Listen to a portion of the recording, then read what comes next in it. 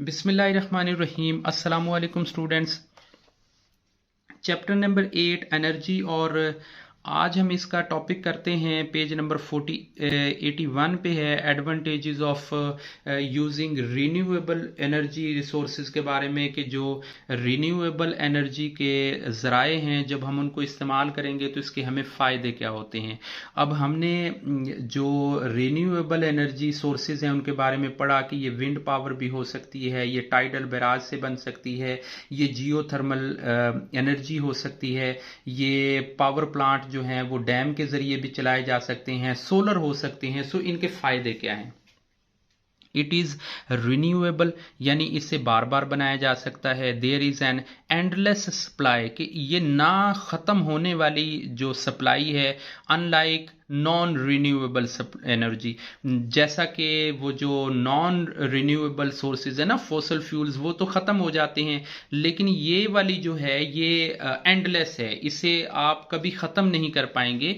Which exist in limited quantities, के जो renewable non renewable energy sources हैं वो बेसिकली लिमिटेड क्वांटिटी के अंदर होते हैं ना, कि मान लें कि वो अगर कितनी बड़ी ही क्वांटिटी हो, लेकिन जिस हिसाब से कंजम्पशंस चल रही हैं उनको इस्तेमाल किया जा रहा है, उसी तरतीब से वो ख़त्म भी हो जाएंगे।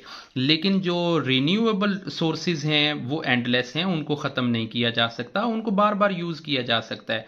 लेस ग्लोबल वार्मिंग, दूसरा बड़ा फायदा यह है कि इससे जो ग्लोबल वार्मिंग है उसमें कमी आएगी, टेम्परेचर में कमी आएगी। जो नॉन रिन्यूएबल रिसोर्सेज हैं उनमें ऐसे होता है कि वो हाई ग्लोबल वार्मिंग क्रिएट कर रहे होते हैं, इमिशंस यानी उसका इखराज जो होता है ना, making them bad of the environment, कि वो हमारे माहौल को ख़राब करती हैं। उसमें CO2 है, मीथेन है और बहुत सारी गैसेज हैं जो कि हमारा जो ग्लोबल वार्मिंग के अंदर मुतासिर करती हैं उसे। जबकि जो रिन्यूएबल एनर्जी सोर्सेज हैं वो रिलीज लेस CO2, यानी उसके अंदर कार्बन डाइऑक्साइड कम होती है, क्योंकि फॉसल फ्यूल्स ही नहीं होते हैं।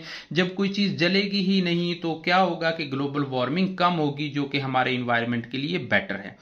पहली हमारी थी कि रिन्यूएबल सोर्सेज के और नॉन रिन्यूएबल सोर्सेज की क्वांटिटी का फर्क, दूसरा था ग्लोबल वार्मिंग का, और तीसरा हम देखते हैं हेल्दियर सोसाइटीज जनरेट होंगी, कि जो रिन्यूएबल एनर्जी है इससे पोल्यूशन कम होगी, हमारा इन्वायरमेंट साफ रहेगा। जबकि नॉन रिन्यूएबल जो एनर्जी है उससे जो हेल्थ है, जो जो पीपल हेल्थ है, जो एनिमल्स हैं, जो एक्वेटिक लाइफ है, या जो एटमॉस्फेयर है वो आलूदा होता है।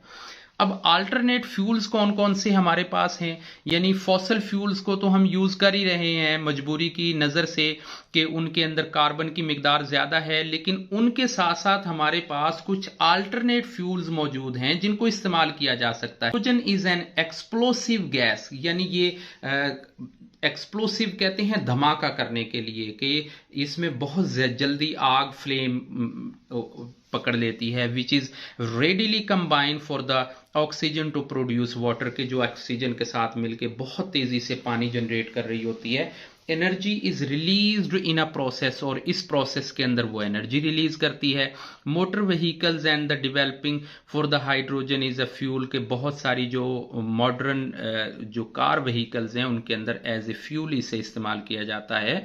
Some vehicles burn the hydrogen in the engine to convert chemical energy, कुछ गाड़ियों के अंदर इंजन में हाइड्रोजन को एज ए पावर के तौर पे लिया जाता है, जो केमिकल एनर्जी को काइनेटिक एनर्जी में तब्दील कर देते हैं। अब काइनेटिक एनर्जी होएगी तो वो आगे चल पाएगी।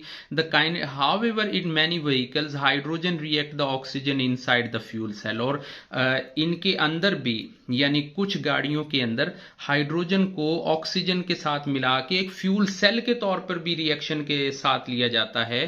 The chemical reaction produce the electricity, और ये वाला जो रिएक्शन है ये इलेक्ट्रिसिटी पैदा करता है। The drive in electric car and the power of vehicles, के इनके अंदर जो इलेक्ट्रिक कार हैं बिजली से चलने वाली, और जो विदाउट फॉसल फ्यूल चलने वाली जो गाड़ियां हैं, ये इनकी एक एग्जांपल हैं।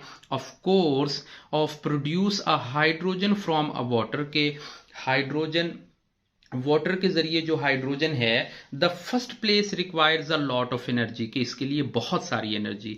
Hopefully this will comes from the renewable source of the future, कि ये आने वाले मुस्तकबिल के अंदर हमारे पास बहुत बड़ा एक रिन्यूएबल सोर्स के तौर पर आएगा। नेक्स्ट हम रीड करते हैं, plants are not only produce fuel for us but we eat them, के प्लांट्स हमारे लिए कोई फ्यूल तो पैदा नहीं करते हैं, लेकिन हम इनको खाते हैं, जिससे ये एनर्जी रिलीज करते हैं। यानी जो एनर्जी ये रोशनी के जरिए बना रहे होते हैं, केमिकल एनर्जी में कन्वर्ट कर रहे होते हैं, उस केमिकल एनर्जी को इंसान खा के बहुत सारे मुख्तलिफ तरीकों से अपनी रिन्यूएबल एनर्जी का सोर्स पैदा करते हैं। लाइक बायोमास है, biomass is a short biological mass के तौर पे लिया जाता है ना, कि इसकी शॉर्ट फॉर्म है biological mass. So it is a word from the applies of all living materials, के ये उन तमाम लिविंग मटेरियल्स के लिए अप्लाई होगा। Would is a renewable fuel, के जो लकड़ी है वो एक रिन्यूएबल फ्यूल के तौर पे आता है। इन वेल मैनेज्ड फॉरेस्ट, के जो अच्छे मैनेज किए हुए जो जंगलात हैं, where trees are planted as others are cut down, के जहां पे दरख्तों को लगाया जाता है और कुछ दरख्तों को काट लिया जाता है। रॉटिंग बायोमास, यानी ये जो गलने सड़ने का बायोमास है, release heat and produce the methane, और इससे एक नेचुरल गैस पैदा होती है जिसे हम मेथीन कहते हैं। इन मॉडर्न सीवेज सिस्टम, जो जदीद जो सीवेज सिस्टम होता है ना, पानी के निकास का निज़ाम है, this gas is collected and used as a fuel, के इस गैस को जो फॉसिल फ्यूल के तौर पे यूज किया जाता है।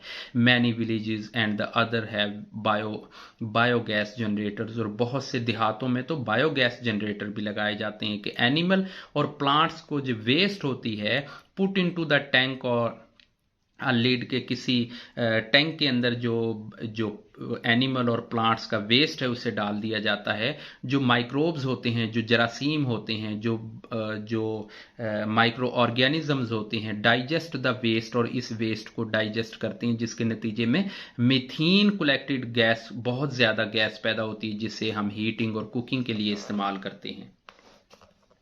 फर्मेंटेशन का जो प्रोसेस है वो ऐसे होता है कि जो शुगर प्लांट्स होते हैं उनके अंदर से अल्कोहल तैयार की जाती है ना, यीस्ट के जरिए, खमीरा के जरिए।